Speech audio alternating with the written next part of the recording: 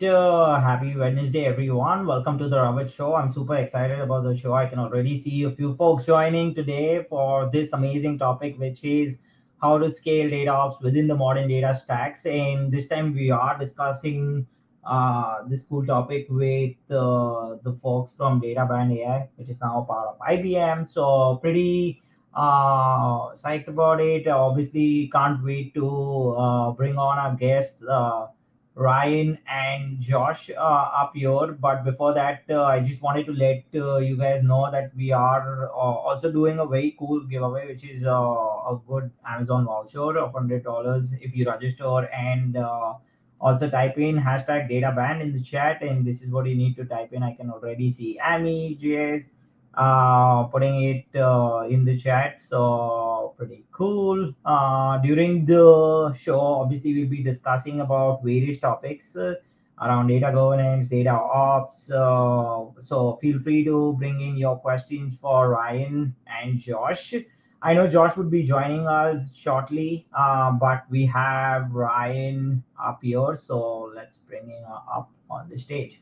Hey Ryan, welcome to the Robert Show. Hey man, what's going on? Good to be back.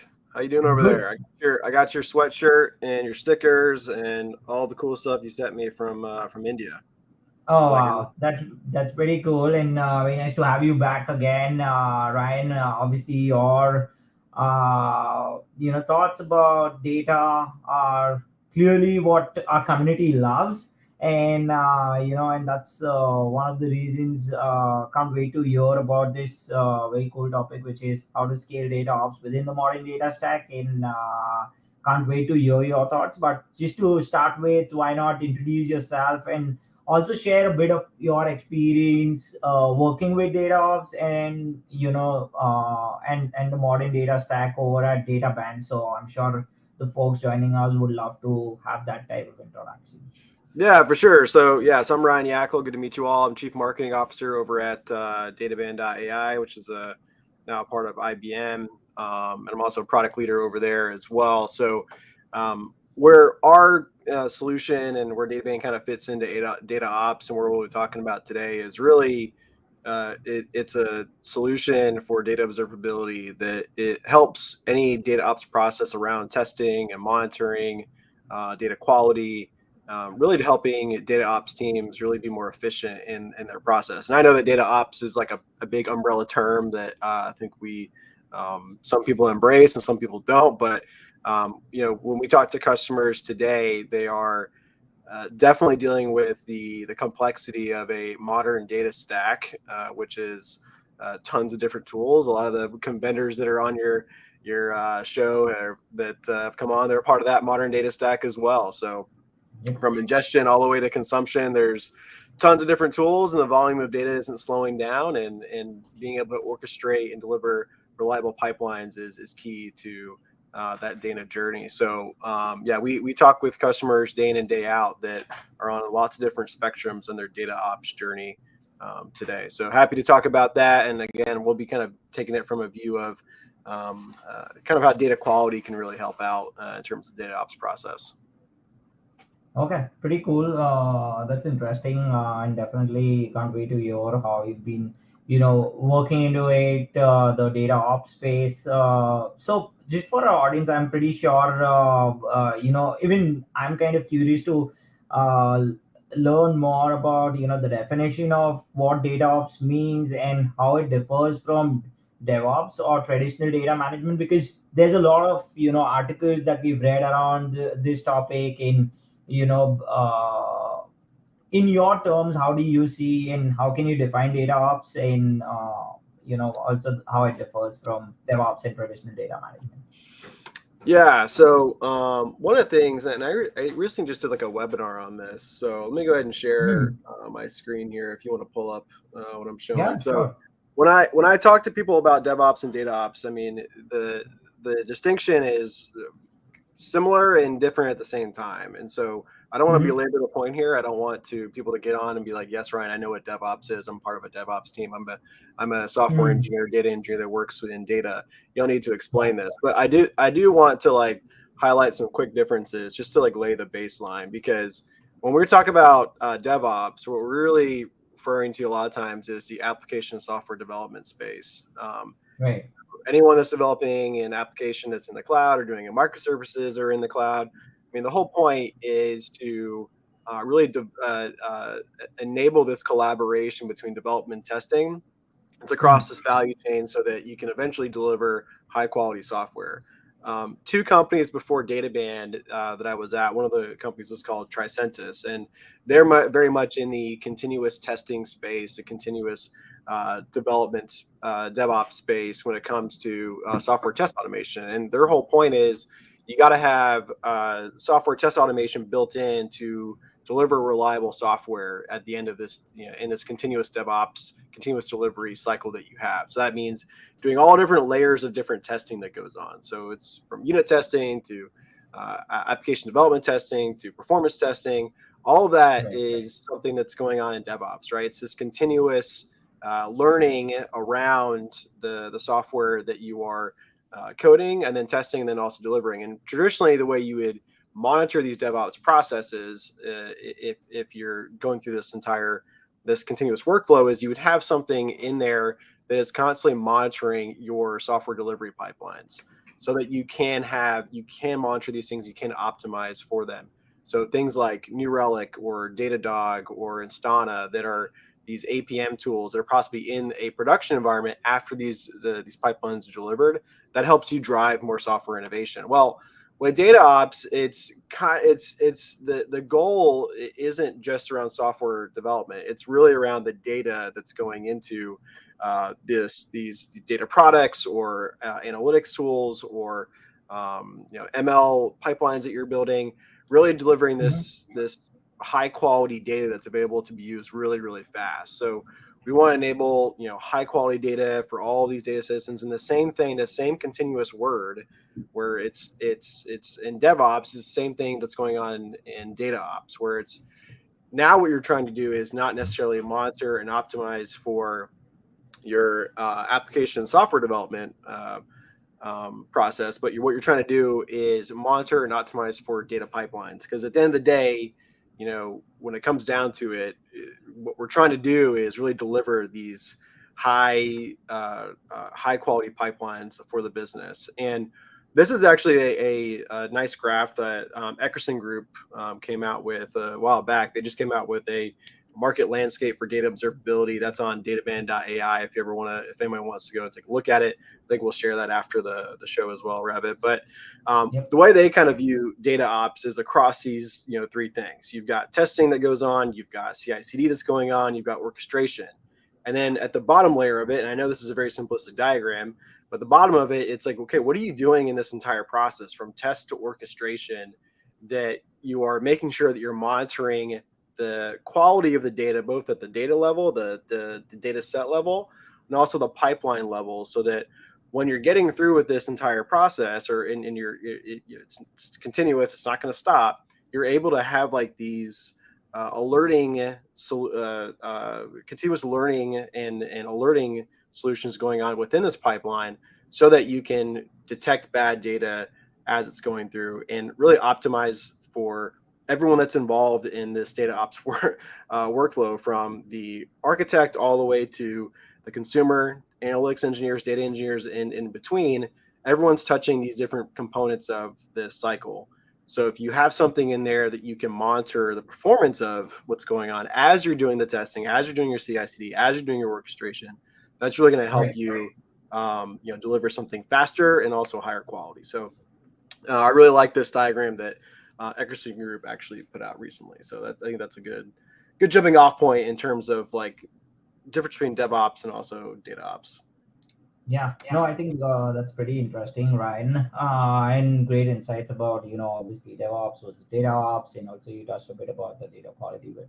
So that's there, but we have a second guest here, Josh, who's also the co-founder of Databand. Let's bring him up on stage here.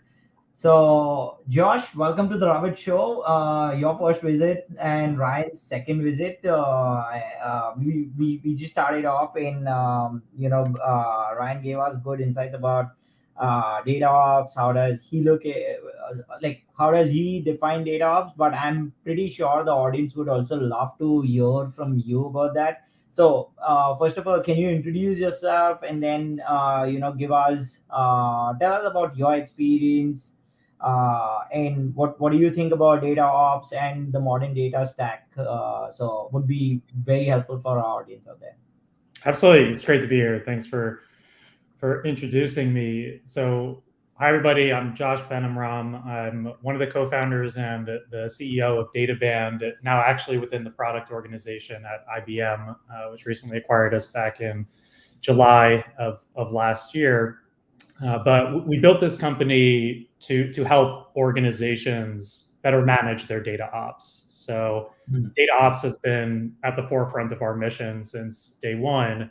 I think Ryan went through an awesome definition for what data ops is. How I would take that from my own words is data ops. This is just the set of processes and products and even culture within a data organization that helps ensure that the production processes they run to deliver data to the rest of the business are reliable. And I think the parallel to DevOps is perfectly apt, because a lot of how we think about this world is borrowing the concepts that have matured within DevOps and SRE teams over the last decade, really, and rethinking how they might be applied to data organizations where the output is not a reliable software application, but rather a reliable data set or a dashboard or a set of tables or a metric that's getting consumed by the business or its downstream stakeholders. So data ops about making sure that production systems are running for the data team. Okay. I think that's a good side to what we've heard from Ryan as well, and from you, Josh. So that gives us a good overview about what data ops is, and how you look at it. My next question definitely is, do you have any thoughts about DevOps versus data ops? I know Ryan has covered a good ground there, but any quick things that you would want to add to what Ryan mentioned? Well, I think it's interesting trying to understand the parallels between ops in these two domains and how they're similar and how they're really different. I think the main difference starting with what's similar, a lot of the standard operating procedures, a lot of the processes that you run within a DevOps team, there is the parallel within data ops that you would want to set up. So for example, CI/CD processes, that's something new that we see a lot of data engineering teams beginning to adopt in a more structured, standardized way, whereas every software team today has a pretty well-established CI/CD process.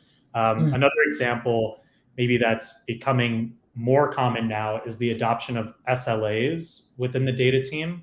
So within most DevOps organizations, even down to contractual obligations, software teams will have SLAs. That might be something like 99999 uptime or whatever it might be, 69 uptime. But data teams, most of the data teams that we talk to today don't yet have those kinds of hard-coded SLAs in the same way, but they're thinking about it. So that concept of SLAs, we're also seeing being transferred over. But a lot of those activities, they're going to have a parallel. I think one of the main differences in the data world versus the software world is we encounter a lot of issues within data that are much less deterministic, whether or not there's a problem. So within the DevOps domain, I'm not going to say that it's simpler to do DevOps. It certainly is not simpler, but knowing when things are going wrong may actually feel more straightforward, right? You're logging onto Salesforce application or whatever, you're logging onto Twitter, and you're getting 404 errors, right? Users not able to sign in, or a database is down, or web server is down. There's more of those kinds of binary situations. It's alive or it's dead within the DevOps world. Pod is down, whatever it might be. Within the data world, things feel a lot more fuzzy. It's more probabilistic to say that something is going wrong. It's a little less straightforward, right? So an example would be the data is highly different today than it was yesterday. In our domain, that's a big problem, but what exactly it means is up for interpretation. What is very different. And is that a problem, or is it a normal fluctuation in a data set that you use every day? Is a big drop in the amount of records something that you expect because of seasonality once in a while? Or is it because there was a data pull that went awry and you really didn't get data that your team is expecting? So there's a lot more, I think, fuzziness in determining when something has actually gone wrong within the data world. It's more multidimensional in a way. So I think that principle is a big distinction. There's like a lot of unknowns going on with the amount of data that's coming in, and that's where I think that we've seen this as well. Like Josh and I talk to customers all the time that most of their team is made up of is former software engineering teams, and now they're data engineers now, or they're data platform team members. And they're trying to take some of the stuff that they had in this very we talked about earlier, the software delivery pipeline that they had, and they're trying to take that same coding skills that they had, apply it to what's going on in the data world. But the maturity of the software development world and application world is way more mature still to this day than the data delivery world. And so I think that's where you're seeing it's eventually going to correct, right? We're and this is where tools kind of come in that we can talk through. But it's definitely something that we're in the middle of every single day when we're talking to customers about this stuff. Okay. And what are some of the common challenges that organizations are trying to scale, their DevOps processes within the modern data stack? Do you have any thoughts around that? Maybe Josh? It's a great question. So you also asked about the modern data stack, that second part of the equation. Right. So maybe I'll offer a quick definition for how I think about that, how we might think about it. So the modern data stack, this is the set of new technologies that especially growth data teams are using, teams that are growing really quickly, or using to help ensure that they can build good data products, establish good data ops practices. A lot of these tool sets are helping to define data processes as code and maybe move away from just GUI-based ways of moving and transforming data, so that you can bring in software engineering best practices like CI/CD and testing within your data architecture. So really common to the modern stack, this would be tools like Snowflake. I think dbt has been transformative to a lot of organizations, and we consider to be really core to the modern data stack as it shows up in more companies. You asked an interesting question about the large scale organizations, large scale growth with these tools, like enterprise view of the modern data stack. And I think we have an interesting perspective there in Databand, because we grew up, our startup, we built our company really within the classic modern data stack in startups and growth companies, in fast growth teams within enterprises. After our acquisition by IBM, we have exposure now, I think unique exposure to how these tool sets are being adopted by the largest companies in the world, those core IBM customer bases. So we're learning a lot in how the modern stack is being applied and scaled within the biggest organizations in the world. And it is raising some interesting dynamics and interesting challenges that we see in those teams that you might not necessarily see in the mid-market or smaller end of the data world. So some examples there would be... Yeah, I think those are pretty interesting insights, Josh. What I was also, thinking when you were talking about, the challenges at large organizations, I was also wondering, about the data quality and observability bit. And, Ryan, I think you might have something to share around some of the best practices that you recommend for scaling data ops, especially in data quality and data observability within the modern data stack. What's your thoughts on that front? Yeah, I wanted to have Josh just finish out his last thing, because I know he had some good points around some of the challenges that they see there. But yeah, happy to answer that question. Josh, what were you about to say about the last part there? Yeah. So I think when we see enterprises struggle with adopting the modern stack, there's a few common constraints that they begin to experience. First one of which is governance. That's a concern that you see in big companies that just doesn't have the same kind of prioritization in most of the smaller businesses of the world. And I think what's true about a lot of the tools within the modern stack is they were built up and they matured sort of in the startup and growth company end of the market, where things like governance were not as highly prioritized. So we're seeing that as a sticking point for a lot of enterprises. Another big example is how these teams bridge between modern stack technologies and their legacy tools. If you're a startup adopting the modern stack, you don't need to worry about the giant Oracle deployment that you have on-prem. You don't need to worry about the SAP deployment that runs your enterprise, basically. But within a big organization, within large companies, you do need to worry about data within those environments. And teams are trying to figure out now, how do we adopt tools like DBT in ways that fit with all the other enterprise architecture that we have going on. And I think probably the last thing would be how these enterprises strike a good balance between oversight and those governance considerations and the agility that they want their data teams to drive.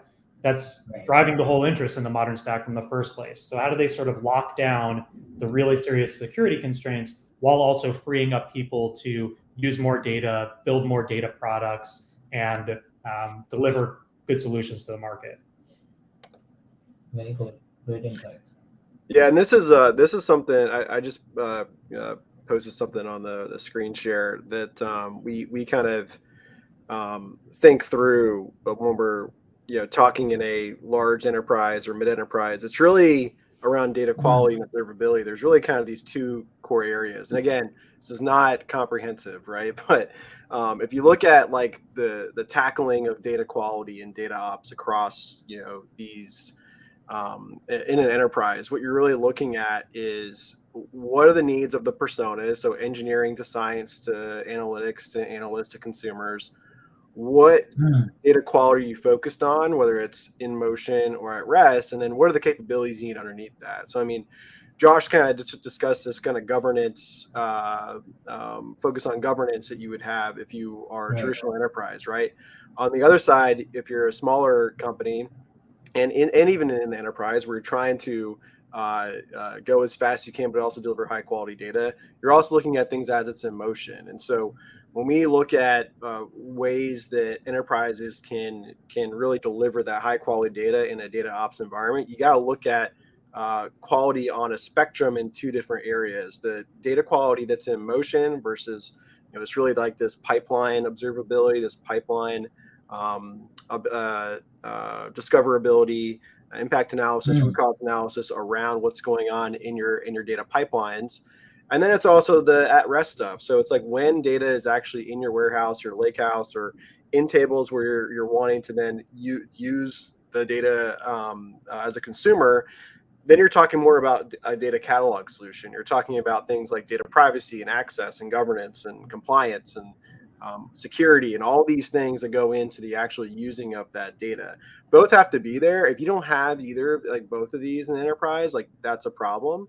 And I think that you're going to see this convergence of data governance really is something that observability is a kind of like a fifth or seventh, or I don't know how many pillars there are in data governance nowadays, but I'm pretty sure it's going to be a mainstream pillar in data governance, just like data cataloging is today. Right. So this is kind of, in a very simplistic view, this is how we kind of view what's when customers are talking to us about the data quality that they're wanting to deliver, they're looking at in this kind of a spectrum. Okay. I think this is a very cool way to, just put that out, how, enterprises are tackling data quality in data ops. Ryan, would you be also sharing this with our audience later, maybe on your sure, LinkedIn? Yeah, if you need a really cool PowerPoint that I created in like 1 minute, sure, I'll give it to you. Awesome. So yeah, folks who wish to learn more about it, for sure, we'll put it out on maybe Ryan's or the Robert Show, but happy to put that out. Also, George mentioned on one of your things about pillars, as many pillars as necessary. Data governance has it all. So very cool. Very Is that nice to see George? you, George. Yeah, George Yeah. Fagan. George is the king of data governance. He's the man. He truly, I agree. He's the cool advocate of data governance. Even if you go and look at his latte Saturdays, he makes sure that it's about somewhere about governance. So yeah, you can learn a lot from him. But that also brings me to one another important question about the pitfalls. Ryan, what are the challenges that organizations face when trying to scale their data ops processes within the modern data stack? Any thoughts there? Josh, you can maybe share your thoughts around that. Yeah, I mean, I'll take one of them, which is just the collaboration aspect. Hmm. This is one that really, when it comes to at least incident management, incident triaging, and incident resolution, this is probably one of the main areas that teams face today, with not having something that is proactively alerting them around quality issues as it's actually going on in the organization today. So an example of that is like when and this is when I'm on showroom floors, or I'm at Gartner, or I'm at talking on a conference floor with somebody, and they come up to me and they say, "What the heck does Databand do?" I say, "Hey, Hmm. have you ever had like a problem where you had to notify the data engineering team at 3 a.m. in the morning that something was broke on a dashboard?" And they're like, "Yes." I'm like, "Okay, that's what we do." So that's what we try to alleviate. So what I mean by that is like the amount of times that I've come up from like the consumer side or the analyst team asking me like, "Hey, I really need to help my upstream team, which is the platform or data engineering team, give us better data, better, more reliable data. How can I help them do that?" Because a lot of times they're disconnected, and the only way that they actually know about a problem is like way late in the actual cycle. And so if you think about like, and I'll present this. I'll Yeah. share my screen real quick. This is kind of how we. Let me actually go to one of these guys over here. When we talk to customers, it's usually on this kind of spectrum, right? If without this observability layer that's in place in your data ops process, these things are going to pop up constantly. You're going to have things where quality issues aren't discovered. You're going to have things where, like I mentioned earlier, the producers of the data are being reported by data consumers way late in the process, and then you have issues that take weeks to fix the issue, and everything is very reactive. It's not something where you can be able to be alerted on something or be notified something that's going on in flight within a particular pipeline where you can go and fix it. So it doesn't have those business impacts downstream. It's kind of this Right. wild west of just pushing data as fast as you can. So one of the biggest challenges that I see in actually scaling is like having a cohesive, like real time and also pointed solution that is going to allow these teams to identify and resolve things very quickly. Mm. Outside of that, I know Josh, I know you've talked, me and I've talked a lot about the problems with tool sprawl, and also the how I'd say cost sprawl that happens when you are scaling open source tools, and they tend to run up the cloud warehousing costs as well. Yeah, I think this is a interesting area because it's the cost considerations, because it's something that really sits at the intersection between the modern stack and Mm. ops and data ops, right? If you're an ops team generally, not just data, you're going to have considerations. You're going to have concerns about performance and cost, right? You're the folks in ops that are supposed to be keeping an eye on those cloud bills at the end of the month. With the Right. modern data stack, the paradigm is shifting all these organizations onto cloud processing. And it's also shifting from a lot of ETL to ELT, where more transformation is being done on infinite scalable resources and tools like Snowflake, which can also mean unpredictability, right? So one of the big considerations, big questions that we're seeing emerge across these enterprise teams is how do we fine tune these two considerations between cost and how much a process is going to expense us at the end of the month versus performance, how quickly do we need it to get done, right? So one of the actual tooling questions that we see coming up is, are there certain DAGs or certain pipelines that we want to move from an ELT execution on the warehouse back to an ETL execution? Moving things between Spark and Snowflake, deciding whether certain kind of data sets need to be delivered within a window of time and cost is not a consideration, cost is not a concern, or are there certain processes where we feel like there's maybe more questionable ROI. We want to make sure we're not experiencing any unpredictable costs from our cloud bills at the end of the month. And it's okay if they take a little more time to deliver to the business, in which case you may want to push it upstream to more of a transformation tool, ETL tool, as opposed to an ELT tool. So that's something in particular, that area of cost monitoring, performance monitoring, and how those two balance each other, that we're seeing across a lot of the enterprises we're working with. Okay, that's pretty cool. Josh, can you also share some success stories or case studies of organizations that have successfully scaled their data ops processes within the modern data stack? Any thoughts there?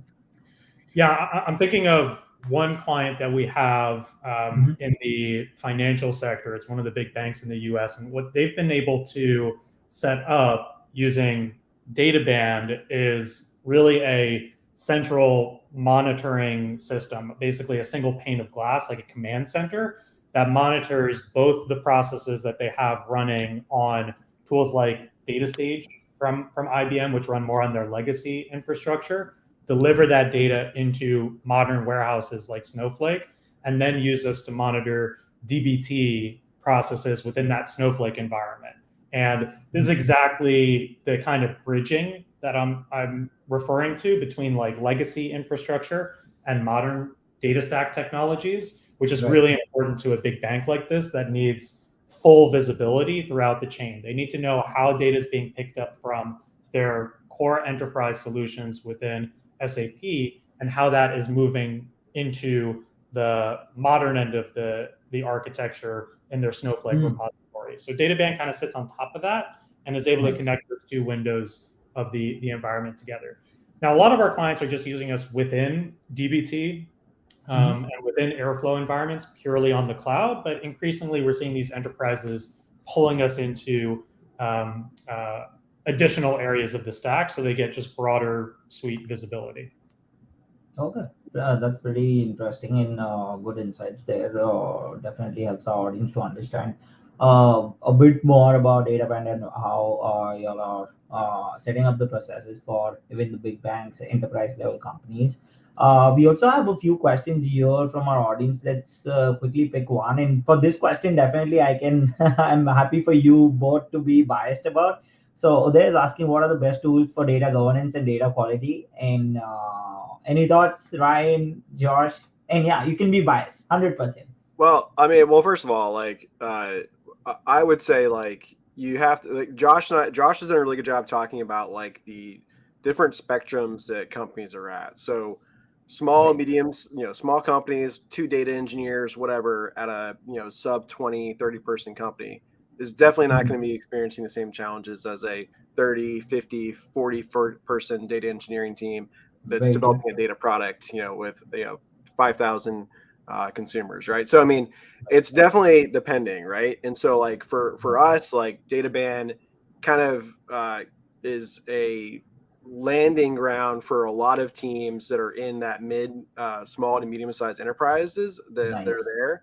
And then it also is the same within a large enterprise that is trying to take hold of more of the modern data stack tools that are in place. And so what we do is we look for, I mean, for our perspective, right? If you're looking for a data quality and data governance tool, you may be looking at something that is more of a point solution, kind of where you're at today, versus a comprehensive solution that would span across all those. So, I mean, with data governance, IBM has Watson Knowledge Catalog. That's a solution part of Cloud Pak for Data.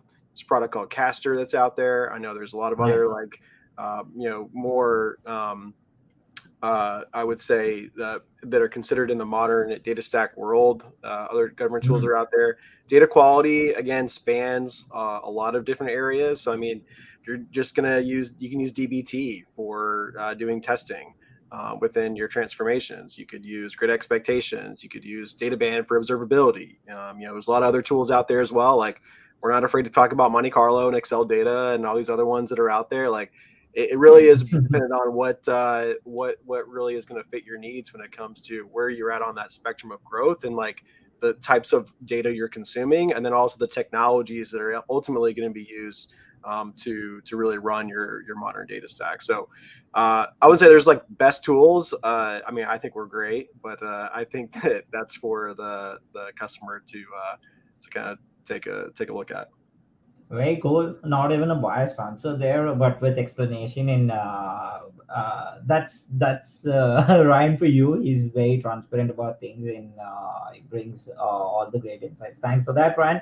Also, another question here from Sanjeev. Very interesting. What is your thought on data lineage? With many tools, many ways of processing data, it's very tough to maintain data lineage. Top data lineage that leads a big issue when there is any change, how to determine what are the systems that are going to be affected. So any thoughts there?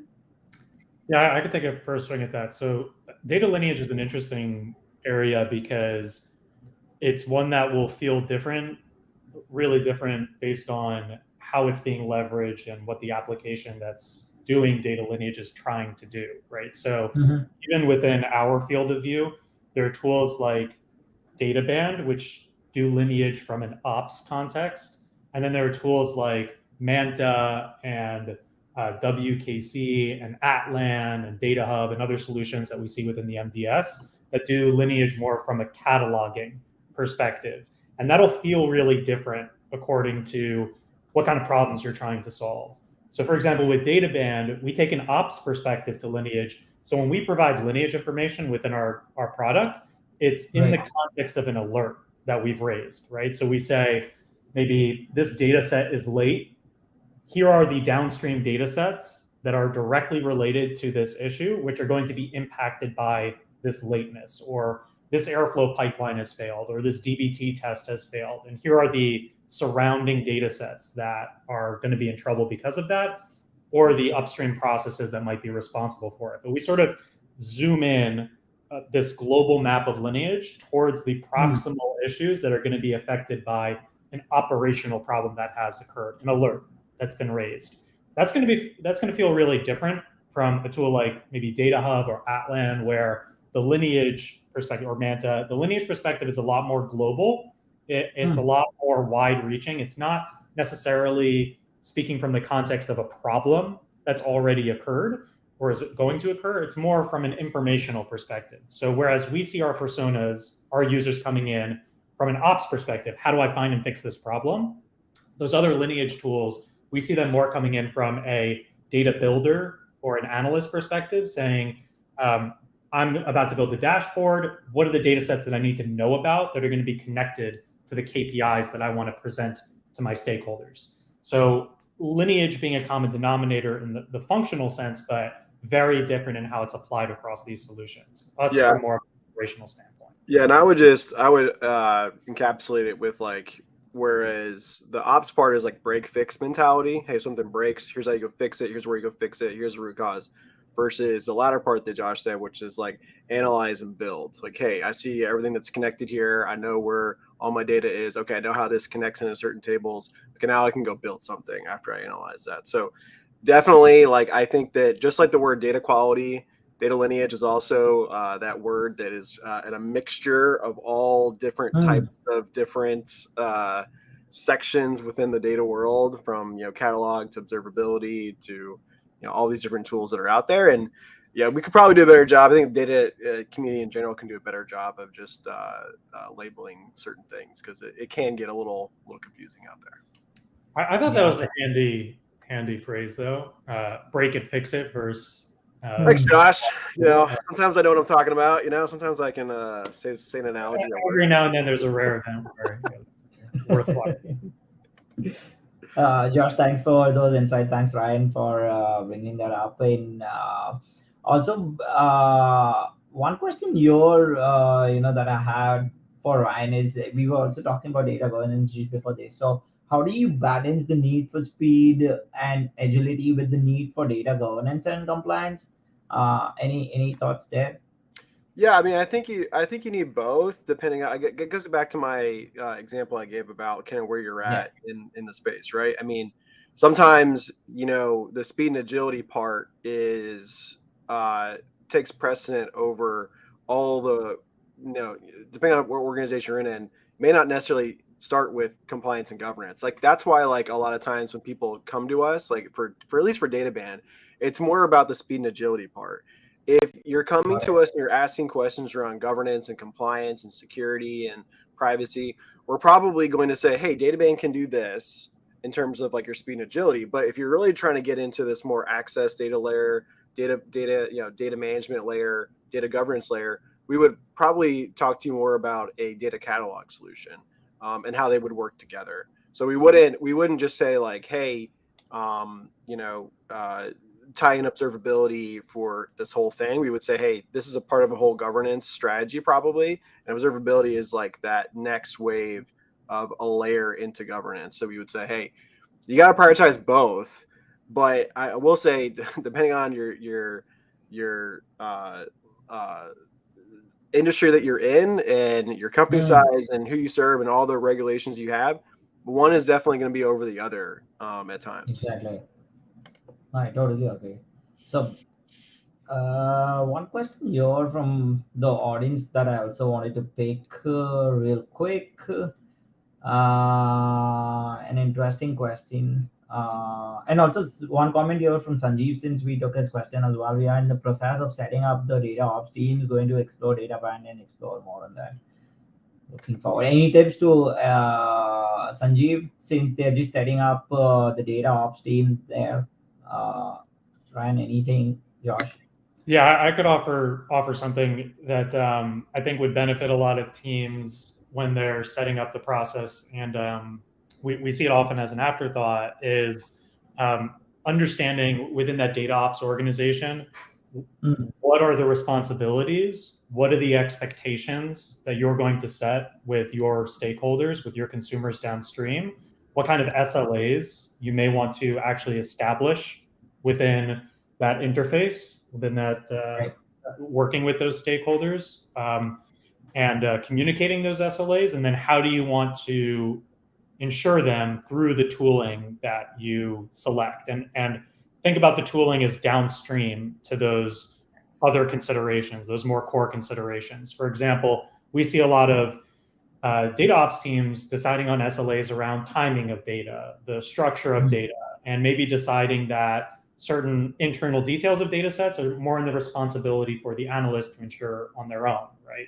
We see that exactly. distinction of different responsibilities, and that should inform the SLAs that you set, and that should inform the tools and the frameworks that you bring in, because obviously Mm. you'll need to bring in tools that allow you to meet your SLAs. And you don't want to invest in a solution that doesn't actually protect against the SLAs that you've set with your team. So I would just think Right. about the process through that perspective.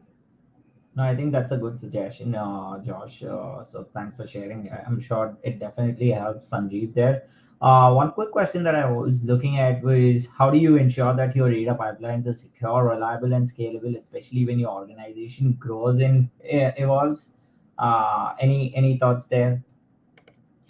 Well, I mean, for from my perspective, like most of the time when we deal with data pipelines, we're mostly dealing with open source data pipelines and code driven pipelines. So most of our, and I had a conversation with Mark Lamberti from Astronomer. He's actually going to be Hmm. on a podcast coming out soon. Oh But we wow. had questions. He's basically one of the most educated guys out there on Apache Airflow. Like he does all kinds Exactly. of stuff out there.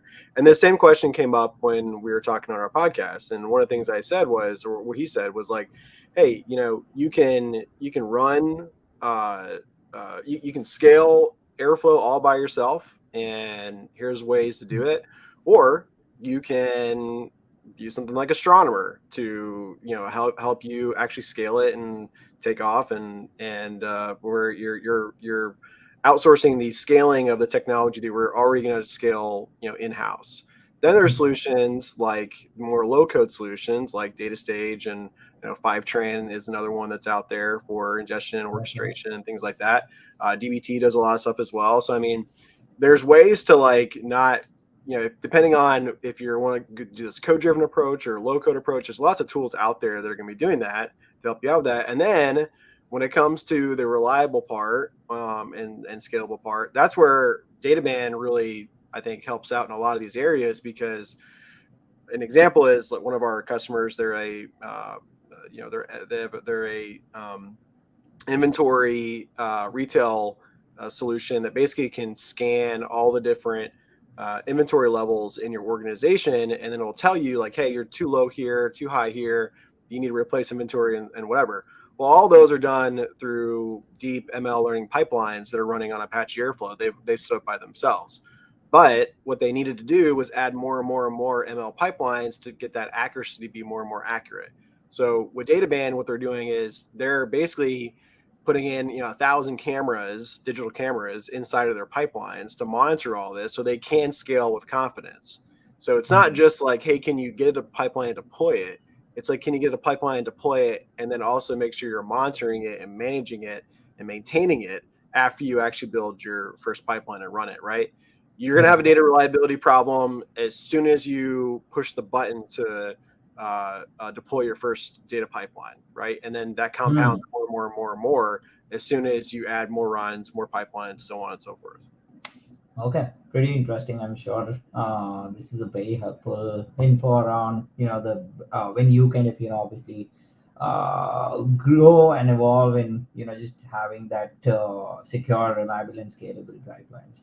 So thanks for that, Ryan. Also, I know keeping the time in mind, and I'll definitely picking one other question here from our audience. But before that, quick reminder about the giveaway, which is $100 by Databand, an Amazon card. So don't hesitate to type in hashtag Databand in the chat, and we'll pick the lucky winners out there. Okay, this question was pretty interesting from Antonio. What strategy would you recommend when implementing a data catalog solution to make sure we do not end up with a lot of not trusted data in our catalog, application-based, domain-based, solution-based, etc.? Any thoughts there?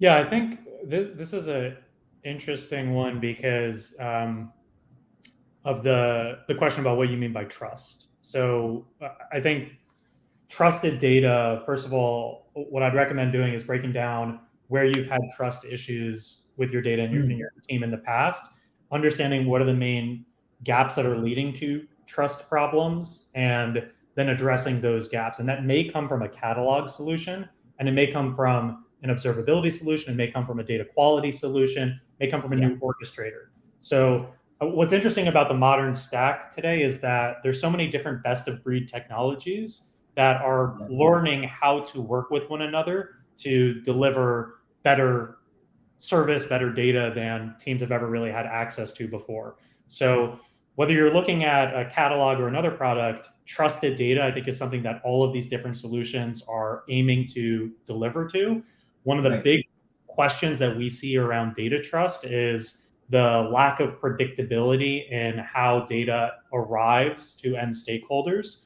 That might be something that a catalog can help you fix, but it might be something that you need a observability or other solution for.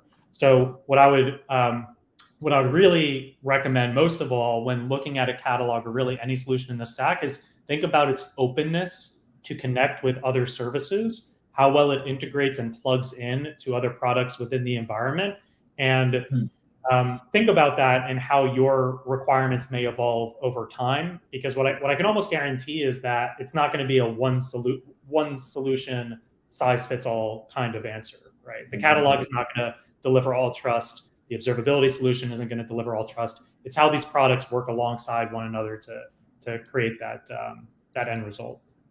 Yeah, I think you just need to have that good mix of products that can actually take you to from point A to point B to make sure that now you can say that you trust the data because you have had those filters coming in from these products. So makes total sense there, Josh.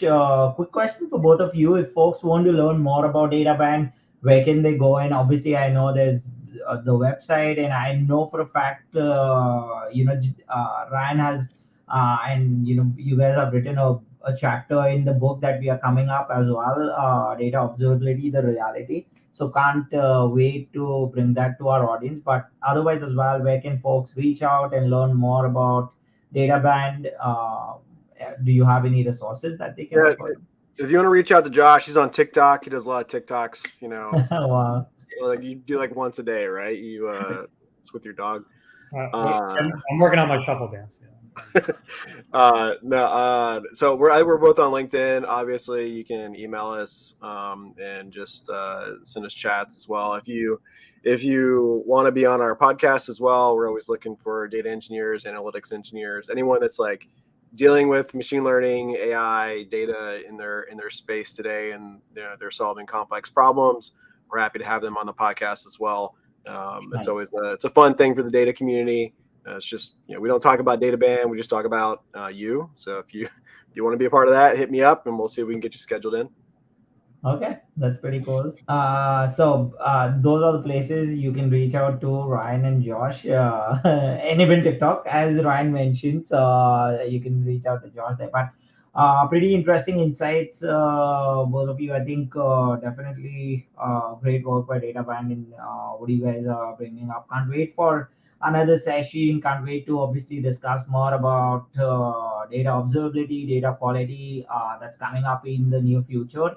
Okay, one last quick question for both of you. Any quick, since we are still in the early start, any one prediction that you would want to add to 2023 from your end that you see growing in that space, growing in in 2023 already, or maybe in the near future? Maybe Ryan, you can start. Josh is pretty good at predictions. I feel like my prediction is more on the market side, which I do think there's going to be more and more consolidation with the vendors. I mean, the reality is, right, we're in a weird economic situation right now, and I think that there was a lot of really interesting technologies in the data space that are in the mix now within this current economic condition. That I do think you're going to see more and more companies like IBM or like Oracle or Microsoft or whoever, some of the bigger companies out there look to some of these solutions for acquisition possibly. Like I definitely think that that's going to happen this year. So that's more of like a market thing. Yeah, I agree with that. I think we're going to see less crazy funding rounds. We're going to continue to see, investors kind of come back to earth, and that's going to sort of separate the cream from the crop in terms of the startups, and we're going to see more winnowing out of the broader data market. I think there's going to be consolidation of vendors. I think within teams, within data teams, from a tooling perspective, I would expect that we see more accounting for the ROI of all the different solutions that were just brought on board in the last few years. And there's probably going to be more harder selections of what we actually want to keep, what are the core parts of the stack, leaning more into open source technologies. And I think we're going to continue to see really the dominance of open source driving a lot of core infrastructure behind these data teams. So that's one of the trends that we're kind of watching closely to see how it evolves. Yeah, good points. Consolidation, focusing more on open source, in obviously looking at something, prioritizing something which makes sense in the modern data stack would be next good trending things. So yeah, let's see how that goes. But thanks for sharing those, and thanks for visiting the Rabbit Show. It was such a pleasure to have you both, Josh, Ryan. Josh, it was your first time. I hope you enjoyed, but Ryan is always a rock star on the Robert Show. He's always shared amazing insights. So thanks again to both of you, and thanks to our audience for joining in, asking in questions. Definitely looking forward to our next sessions. So see you very soon. Yeah, man. Thanks again. Thanks very much. Great to be here. Thank you.